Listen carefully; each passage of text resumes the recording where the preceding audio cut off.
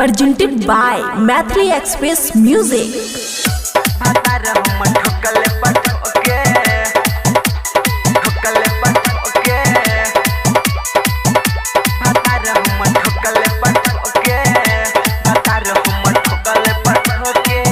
खुशी recording studio Baluaha.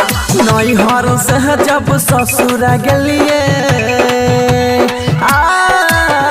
नैहर से जब ससुर गलिए जवानी को गरमी ना रोके भतार हम ठोकले पठोके भतार हम ठोकले पठोके कूटे धान रोजे तब नहीं मनो कर भरे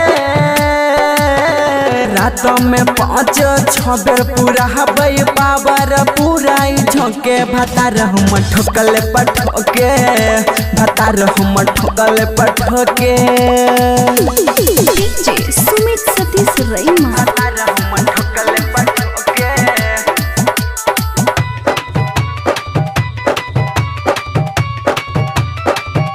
भतार हम ठोकले पठोके भतार हम ठोकले पठोके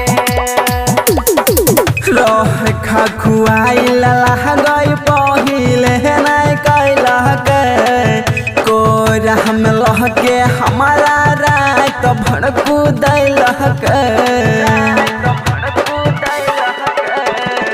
रह खा खुआई लह गई पहिले नहीं कैलह के कोरा में लह के हमारा रात भड़कू दैलह के परती खेत रह के पहरल दिन रात लगल जोते भतार हम ठोकले पठोके भतार हम ठोकले पठोके डीजे सुमित सतीश रईमा। भतार हम ठोकले पठोके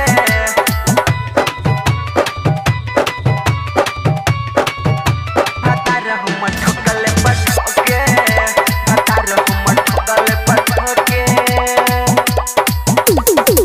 दीपक साई हमें सबर छे ओकर धन छियै बात नहीं बुझै छे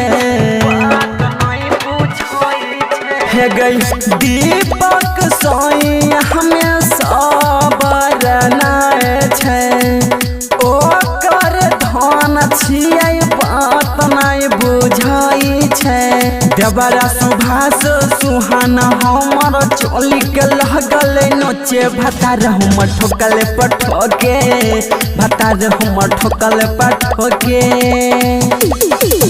खुशी रिकॉर्डिंग स्टूडियो बलुआहा।